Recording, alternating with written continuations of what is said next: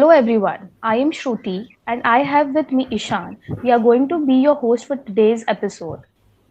To begin with, today we have with us an alumni who took this exciting path and we are honored to know how he did it and what challenges he faced along with it. Please welcome Mr. Arpit Chaturvedi. He is a SCMHRD alumni, went on to do masters at Cornell in public policy and politics and is currently CEO and policy insights. With years of expertise in public policy domain, we have a lot to learn from him today. So grab on your earphones and be ready. Hello, Arpit, and welcome to our podcast. Thank you so much, Shruti and team. It's always good to be talking to my alma mater and happy to be on this podcast today. Okay, career in public policy is a very far-fetched dream for a lot of us, especially students from MBA background. So, can you talk a little bit about your stint at Cornell and how did you go about pursuing masters in MPA? Sure. I think this was certainly not planned. An MBA program at SCMHRD from a bachelor's in history. So I was one of the very few people who was coming from a humanities background, which was not economics. And what I realized was that in human resource management there was a bit of psychology, there was a bit of sociology, etc. And I realized that human resource management as a specialization makes a lot of sense to me. And while I was at SCMHRD, I interned at Philips in a factory just right outside of Pune at Chakan. And the idea was, to create a culture for the laborers over there, which was more closer to the Philips culture, since this was an acquired plant.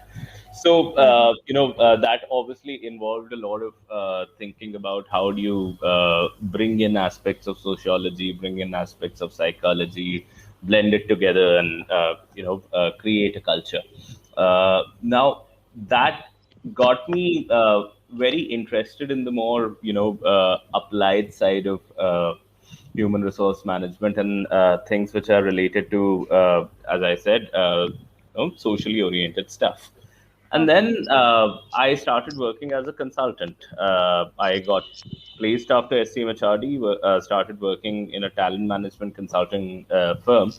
But in a year, I got terribly bored of it. I was in a position where I was, almost like that person who doesn't have a vision and who's just, willing to get out of where they are from, where they're in.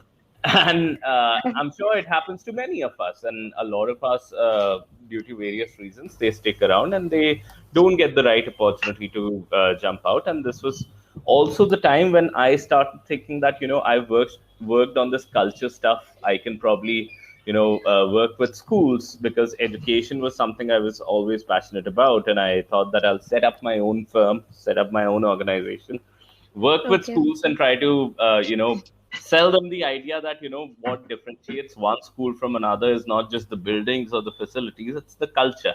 And I started, talking to a number of schools already. But then at that point of time, my dad got a ticket to fight for a member of parliament election from Firozabad, from the Indian National Congress. Yeah. And I thought that, okay, let me put this business idea on hold and let me, work in managing the campaign. And I jumped into it and I worked for about 3 to 4 months in the campaign. And that was probably the hardest I've worked in my life. And that was, I was working for probably just, I was sleeping for probably just 3.5 hours in a day. Consistently over 3 months, but I was still as energetic as when I woke up every morning. So I thought that this is probably the thing that I want to work in. And I realized that, my real need was to have a clear line of sight between my work and the impact it has on people. So that is when I decided that, I want to probably work in the public policy field broadly. And I started applying to a number of places. I got this opportunity to work at the National Commission for Scheduled Caste. And obviously, the MBA training came in very handy over there. I helped them create a vision and mission. Then I started working on non-HR stuff, pure policy stuff. So But then also broadly, if you see, it was in some cases it was related to HR. So I wrote a report with them on the state of labor oppression in Uttar Pradesh, and since I Okay. worked with laborers, I could understand, how labor could function in various sectors, and this was informal sector, brick kiln industry. So the oppression of scheduled, and then I got an opportunity to work with a member of parliament. Had a great experience over there working, on legislative agenda, answering legislative queries and stuff like that. And then I thought that, okay, setting up a business or setting up an educational consulting firm was already put on hold because of all of this which was happening. I Right. thought might as well, get myself a degree from, a premier institution in public policy. So that's the time when I applied to Cornell, and I applied to a number of places. I got into most of them, and eventually Cornell made the most sense to me. So I joined the degree program over there, and that was the journey, if that's what you want to ask. So that was a long Yeah. answer to your question. That this was the very, unplanned circuitous sort of a journey towards an MPA program. Yes, that's quite interesting. I mean, it's kind of a dream to work with member of parliament, and it feels like a very far-fetched to even think about something like this. No, I can tell you one thing. I think that MBA folks all across the country, they are super talented people in terms of, how they organize work around them, how they approach various tasks. Simple stuff such as, you create a goal, you break it down into objectives, you create a strategy on how you're going to pursue it. The simple stuff is still rare in the political management and policy Right, management. right. Now it's not as rare as it used to be, but then still, I think that there's a lot of benefit that the policy sector can derive from people who are trained in an MBA or an MPA and things like that. Right. So, you tell me, what are the career prospect after pursuing masters in public administration? Like, and I'm sure there is a difference between doing it from, say, a JNU and doing it from a Ivy League college. So, can you talk a little bit about the difference and the career aspect post this program? Sure. I mean, I think, in India right now, there are a number of MPA programs. I don't think JNU has one yet, but then there are a Okay. number of them cropping up in India, and I think some of them are pretty good as well. I think the challenge over there right now in the Indian system is that it's still, it hasn't matured to that level where some of these institutions may be global enough in their perspective. Some of the institutions in India, they don't offer you so many electives. Most of the courses that are offered are just compulsory courses that you have to take, or there are a couple of electives here and there. Outside, the difference is that you have people from all over the world, from all levels of, the government, private sector, non-profits, coming there to teach you, to interact with you. So you'll Right. get people who've been senators or who've been labor secretaries. You'll get people who are from the Asia Development Bank. You'll get people who've Oh, been wow. in the Indian Administrative Services, the World Bank. So, like folks like Kaushik Basu, who was the chief economic advisor of India, then he was the vice president of the World Bank. These folks were teaching us over there. So Amazing. Wow, that's amazing. obviously there's a great difference in the faculty. There's a great difference in how international these programs are, and the kind of freedom that they give you is Right. amazing, and the quality of research that's happening in these places. Yeah.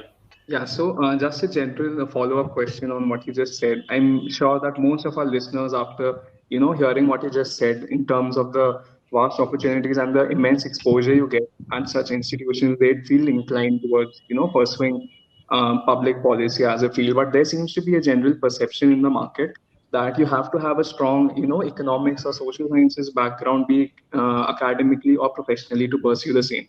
So, do you think that it is necessary to have a specific degree in the same field? And if not, what could be the different channels through which we can, pursue public policy as a career?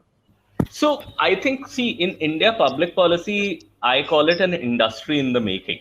So it's a field of disparate opportunities. It is still now being woven into and developed into an industry, really. Now, if you look at it in terms of qualifications, I always tell this that there is no person in the world who is not touched with public policy. So whether you're a doctor or you're a corporate manager or you're a techie, or you're working on a grassroots NGO, even if you've just been through the education system, you've been touched through public policy, you've been touched through education policy over there. If you have visited a government hospital or, whatever we were seeing during the COVID pandemic was part of health policy. And, we realized that the kind of deficiencies we have in our health infrastructure were revealed at that point of time. And that is a public policy problem. The difference over there is that, a lot of people ask me the question that, okay, what's the difference between an MBA and an MBA? And I tell them that typically the difference is that in an MBA, you're taught how to make an organization successful. And in an MPA, you're taught how to make a particular policy outcome successful, wherein many stakeholders and many organizations would be involved. So Right. the idea over here was that, anybody can get into public policy. In fact, we run a fellowship called the GPOTS Fellowship, or the Global Policy, Diplomacy and Sustainability Fellowship. And we get people from Indian business schools, from the IIMs or, IITs, etc., to come in and join us as fellows. We also get people from Harvard, from UPenn to join us as fellows. And many of these folks, they haven't worked in public policy at all earlier. But then after, they understand the basics of policy design, management, basics of how international political economy works, the fundamentals of sustainable development. So in that 3-year program that we offer, and one is going to start soon, the applications are still up, they get a fair understanding and realize their own niche in public policy. So we've had somebody who's, again, I think a simple BSc from Delhi University, now working with a firm in the US on blockchain and sustainability. So, you don't have to have economics, or you don't have to have a social sciences degree to study public policy. In fact, most of the people in the public policy sphere may not have an econ or a social sciences background. Although eventually you'll have to learn a little bit of economics, you'll have to learn a little bit of statistics. But it's not rocket science, really. Okay. So, if we talk about the ecosystem in our country, like we know Niti Aayog is one of the influencing mainstream policy making Yes. organization in India, which influences a lot of things. So, how would you compare this ecosystem versus what is happening in a very, very developed nation, as to say USA? Sure. And I'll club this answer with your earlier question, which I did not answer, about the opportunities in public policy which are available. So, see, the difference right now between India and the US is that in India, we are still in a particular system where the government and the businesses, they don't coincide, or they don't work hand in hand with each other. Only a top few businesses work hand in hand with the government, but typically the government is the regulator and the businesses are the ones who are regulated upon. Maximum the business would share interest with the government is that, they might help them with some elections, or, they might be able to lobby for a policy or stuff like that. Right. So now in India, what's happening is that we've had a few think tanks. So Niti Aayog is obviously the government's primary policy body, and it operates like think tank for all the right reasons. Now, if you look at the US, for example, so in the US, there are a number of Niti Aayog-like agencies. So there's the US Government Accountability Office, which could be, similar to the CAG over here, but then they not just work on budgets, they also do a number of studies. So they're like internal consultants to the government who do a number of studies on finding out which policies of the government have produced nice outcomes. Yeah. So they're like the internal consultants to the government for many purposes. And now each of the departments has a number of such bodies, such organizations. So each of the ministry, in a way, if I were to put it in simple terms, has a think tank of its own. But not only that, there is a fair bit of exchange between out of the government think tanks and the ministry. Okay, so that's the level 2 of development. Level 1 of development is that they have a number of bodies such as Niti Aayog, each ministry. Level 2 of development is that they have a lot of outside of the government non-partisan think tanks as well. Okay, so think tanks, research organizations, things like these. So Okay.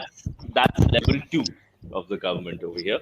Level 3, distinction over there is that in India also, if you see that there are a number of think tanks you have which are working on pure security, there are think tanks who are working on pure macroeconomics, financial policy, etc., etc. So in India, what happens is that there'll be a think tank.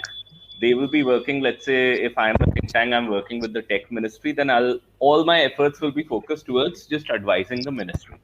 Okay. Right. Right.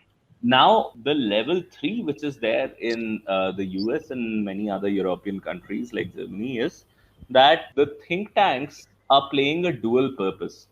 They are not just a group of researchers who are giving policy advice to a ministry. They are sort of a node between the public and the ministry. So they will communicate the public desire, bring evidence for what the public needs for a particular policy, and they will communicate that to the ministry.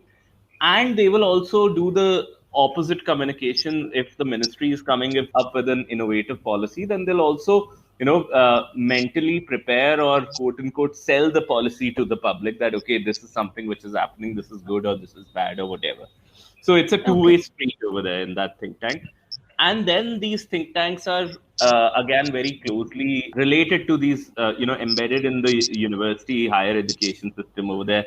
In fact, some universities have their own, they host the think tanks on their campuses. So in a way, what you see is that the government, the universities, the think tank, they are all working hand in hand, and it's almost like a revolving door that where one day I could be in the government, tomorrow, when I'm outside the government, I'll work with a think tank.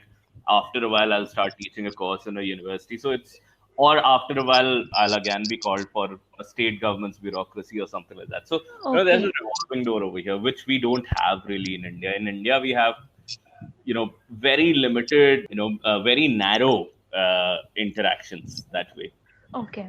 I Yeah. think that was a really insightful answer because, and I'm sure when I say this, you'll agree with me that due to limited exposure towards the field, the opportunities that we have in public policy generally lie in a gray area. But you've like shed plenty of light, and I'm sure it will help our Yeah. listeners be much more clear about the field. So the next question I'd like to ask you is that we are also aware that you are, the co-founder of Global Policy Insights. So can you please talk a little bit about it in terms of when did you start and what was the inspiration behind it, and also what is the vision you hold for the same? Sure. See, the thing is that when I was working with this member of parliament, we had a great working relationship, and she was obviously a great mentor for me. And we started thinking about this idea that we don't have enough think tanks in India, and we Okay. don't have enough places. Like politicians would talk about a particular policy, and that policy would be forgotten. But then the role of a think tank is to keep giving enough fodder to the politicians that they can, talk about policies which are relevant to the public. So, for example, one policy that I talk a lot about is that we don't have enough action for our senior citizens in our country. We don't have a ministry for the senior citizens. And 30 years down the line, you'll have 20% of the population who will be elderly. So, what are you going to do about that? Create a ministry in 2050 when the population problem is right there on your head, or you want to create a ministry, build muscle right now? So some of these agendas are kept alive by think tanks, and things such as they are sort of the link between research and government. And what I realized was that okay, I don't want to be a bureaucrat because that's a very limited sort of a role, even though it's quite glorified in India. Bureaucrats, they have to work Right. in very well defined structure, they have their own limits, etc., etc. That raw power that we think of in the movies, etc., that becomes old after a while.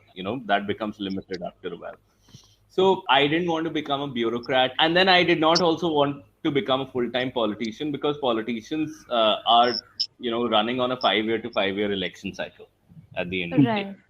So I wanted to contribute in a way where I can work on long-term policies. Unlike journalism, where one thing happens and you start covering that, then another thing happens, you start covering that every day. You're just going with the trend. I wanted to stick with some long-term agendas which are necessary for the development of the country, and not just the country, but the whole of the lot of developing countries. So I thought that, and not to do that in an antagonistic manner, in a north south divide sort of a thing, but along with them. So that's why I collaborated with a number of professors from all over the world. I collaborated with folks back here in India, and I set up this think tank in 2018.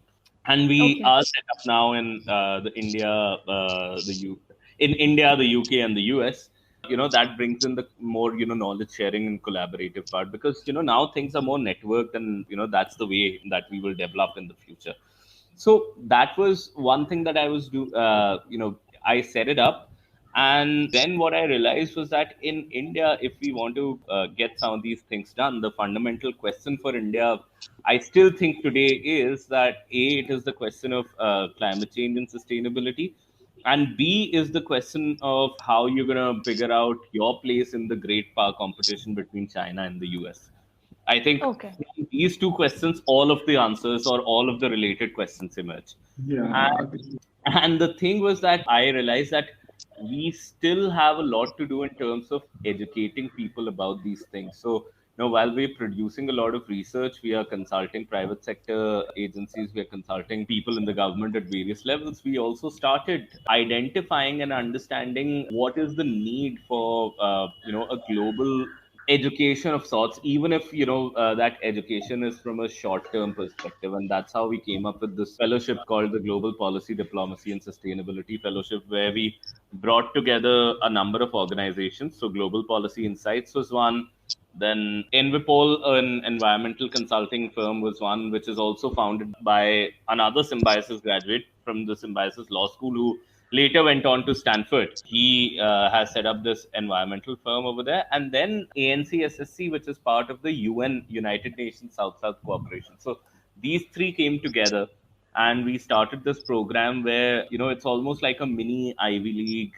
program in public policy, diplomacy, and sustainability, wherein you bring in experts such as the Undersecretary Generals of the United States, of the United Nations, then various diplomats from all over the world, Fortune 500 CEOs, ministers, advisors to ministers, folks like those who come in and they train a group of people. So, we have fellows coming in from India, from Germany, from Sweden, from New Caledonia, US, all of these places, coming in for thrice in a year, 3 months period. So we have three cohorts in a year, and they get Okay. trained by all of these people from the UN, from the diplomatic corps, from all of these ministries, etc., to really emerge as leaders who can think and have agencies on issues around public policy, diplomacy, and sustainability.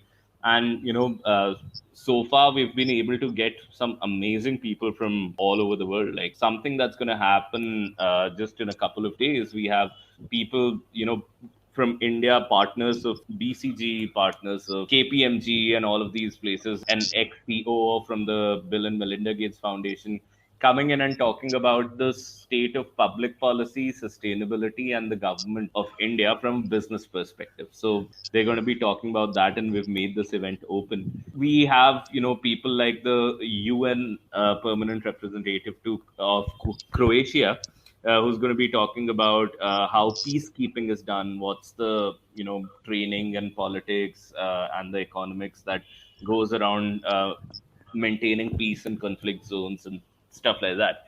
So the idea is that once we start getting educated in these things, we will Right. start doing our businesses, we will start doing our public service, we will start doing in ways which will be dealing with the two, which would be equipped enough to deal with the two major questions: that what is India's place in the world in terms of independently, but also in terms of the US China great power competition, that are we going to be squashed between these two giants, or are we going to take the opportunity to strengthen ourselves like the US did after the First and Second World War? So it's a high risk and a high benefit sort of a game.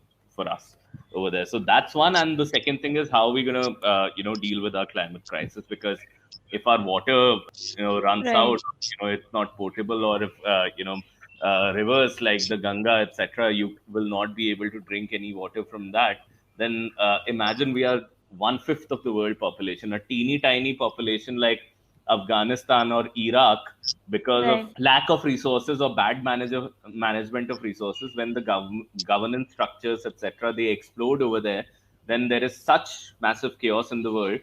If I'm telling you things like, if our major rivers, etc., they are not, they eventually turn into the sewage nalas that, industries are making them, we will have a very serious problem in this world. So, it's important that, and the good thing is that a lot of businesses are responding to this. A lot of businesses are seriously working towards sustainability, and what we are bringing in are the best of the experts and a leadership cohort who can work with the businesses to make them more sustainable and also more profitable. Sustainability should not mean degrowth. We should make it more profitable in a more sustainable manner. And how is the tough question? And that's where we come in answering those tough questions. Okay, so diving a little deeper into what program you have mentioned, so can you tell me if I were to enroll into it, what kind of project do we get to work upon? And does your think tank do consulting or end-to-end solutioning? For example, does a parliament member or a politician come to you with, a policy or a research background that they want your opinion on? And how do you measure the impact of what work or the recommendations that your think tank provides them? Certainly, that's a great question. Now, what we do is that we work with a series of clients. We work with private sector organizations. So, in fact, with one of the largest automobile manufacturing companies in India, we've been working on creating a more sustainable skill development policy for them, and mapping their skill development policy to the government of India's skill development policies. So, Okay. that's the private sector sort of a thing. So that's purely strategy consulting. What we also do is for the private sector, if they want to understand that, okay, if they are going to be spending some amount of money in CSR, then what's the most sensible expenditure in CSR they can make? What NGOs should they partner with? How should they measure impact and things like that? So that too we do. A lot of it is obviously, as you said, it's working with legislators. It could be MPs, it could be mayors, it could be MLAs, and we would work with them on, it depends. There are so many different types of problems that come in. So one could be that an MP has probably talked about a bill in the parliament, but then in the parliament there are so many bills that are being talked about. How does it Right. catch media attention, or how does it catch more public attention? So this MP now wants to write an op-ed. So we help the MP draft an op-ed, get that published in the right places, get that noticed by the right people, so that it kind of gets at the forefront of the government agenda. That's also one thing that we do. Other stuff that we do is that, let's say, there's a particular developmental project that a member of parliament is undertaking, or a member of legislative assembly is undertaking. So, how do we ensure that this project would really meet the needs of the people over there, whether this project will be designed in the way that it delivers impact and things like that. So we do that. So that's on, a more of a consulting basis. What we also do is that there are certain things that we are typically interested in. So we are typically interested in public participation in governance. So things like, you must have heard about the Mohalla Sabhas in Delhi with the Delhi government, but then there are various models of that in the world. How do you Right. directly involve people in governance? And we educate politicians, parliamentarians, etc., on as to how do you do that. And what we also do is to educate them and educate the public at large on various international relations issues and how it impacts them over here locally. So for example, you might know that because of what has happened in Afghanistan recently, there are a number of security issues, but then let me talk about a trade issue, because I think the MBA audience would understand it a lot better. Right. That 50% of India's trade from Afghanistan has been stopped Yes. because of Taliban taking over. And more or less, not exactly, but more or less, that has completely shifted to Pakistan now. Okay. Okay. Now that has an impact on, let's assume that the trade was happening in textile. Okay. Let's say we were sending out textile over there. Let's say we were bringing in dry fruits from there. Okay. Now the importers of dry fruits, they will be impacted negatively, because now, you have the season of Diwali and all of that coming up, and they'll only be able to sell in limited quantities, and that too at a much higher price. They'll have to look at new sources from where they get their stuff. Similarly, let's say if India was exporting textile over there, now those factories which were exporting to Afghanistan, or those retailers or whoever was the sales channel was exporting to Afghanistan, now they have to find some other market. They either have to explore domestically, or they have to find some other country to export their stuff to. So these create economic challenges. Now, when there are economic challenges, you need policies to support these transitions. If you don't have these Right. policies, it might turn into a political problem. So those, how some of these international issues impact what's happening locally on the ground, is something that because typically people don't think like that. Even policymakers don't think like that. So we need to explain this stuff to them. And a lot of Right. times, things that they are doing, so interesting stuff, let's say, happening in the space policy front, and we need to explain it to the public that this is not something which is just expenditure for the sake of pride. This will have real economic benefits as well. So those are also the kind of things that we take up when we do. But then it really varies every day, every month. There's new stuff that comes in that way. Yeah, every client is different, every problem statement is different. Certainly. And the thing is that we don't even wait for clients and problem statements. If we think that there's a problem, then we go to people and we tell them that, hey, this is a problem over here. So, yeah. Right. So just a counter question, like how exactly is the impact measure? I mean, these things have, a very far-fetched timeline for the politicians or the government to implement it. Right. And well, it's hard to explain that in a short while, because typically we take full-fledged courses in impact program design and impact assessment. In fact, I took 2 courses on that, and that was still just covering the basics. I know of my other colleagues who have taken, 5 to 6 courses on this particular thing. It's a Okay. very hard question. But let's just, to put it mildly, what you measure in most of the cases is what's the output that I'm creating. So output is really in the control of the agent or the firm, or the MP's office. Whoever is doing something can only create output. So let's say let's say my problem is in my town that there are a lot of healthcare issues over here, or there are a lot of cardiac issues over here. Okay. Okay. Hypothetically speaking. Now, what I can do, if I am a member of parliament, or if I am an NGO, whatever, the impact I want to create is that, our town has a healthier population. Now, what I can do is that, as an output, I can create more hospital beds. As an output, I can create a number of educational programs that tells them about diet, exercise, and things like that. All of that I'll be doing, the trainings, the capacity building in terms of hospital beds, or if I create a joggers park, all of these are outputs. This is something that I have done from my end, based on a theory that I have, that, okay, if I create these systems, people will eventually, be more healthy, and people will eventually take up a healthier lifestyle, and the healthcare numbers, the bad numbers would come down. That's my Right. theory of change. That's typically based on a lot of prior research, literature reviews, etc.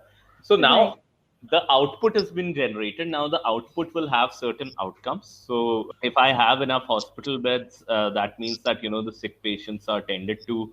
If I have the joggers park, I would assume that people would start making use of that. They'll start jogging in that joggers park. If I'm doing this educational program on healthy diet, etc., then people will actually start consuming healthy diets. So outcomes are, I have put the outputs in place. Outcomes are my expectations that, this output will Right. create this outcome, right? Right. That's not totally in my control. Okay, but Correct. I will try to bring in everything together. So maybe Joggers Park I've created. Now with the educational program, I would hope that people will actually start jogging and they'll start working on their diet. So outcome is external, and then impact is even more long term. Right. So, Arpit, we would like to, wrap this incredibly informative and insightful session up by just a final question, Sure. which would be, what would be your recommendations, to our listeners in case they wish to pursue careers in public policy? And is there like any way we can pursue any opportunities in terms of internships or projects so that we can strengthen our profiles for the same? Absolutely. I think there are many paths of entering a public policy career. You would know that now even all of your Ubers, all of your Amazons, they have public policy teams, even in India. I think the ways to do that is that, yes, get the right internships, get the right research behind you. So, write about policy topics that you think are relevant. You can always reach out to me and I can, help you find a place to publish it. If it is relevant to our think tank, then we might also consider publishing it. Do fellowships, like you have the GPOTS fellowship, you have a number of other fellowships. So join, these leadership programs, join courses which would, teach you about public policy. These could be short courses, like I told you, 3 we offer in our fellowships, but there are a number of other, online courses as well. So join those courses. And I think the holy grail for working in public policy is, closely identify and track places where public policy is being formed. So, which means that, read court judgments, read, parliamentary proceedings, read what questions are parliamentarians asking, and then once you start getting into that habit, or read government reports, then you'll start understanding, okay, this is where my interest sort of fits in and I can do something over there. So, Arpit, I would like to thank you from the entire college and alumni relations team for taking out time and talking to us. This is incredible. We never get to speak to someone who has made a career and studied from Ivy League and, founded his own company like this in public policy domain. This is such a privilege to have you on our podcast.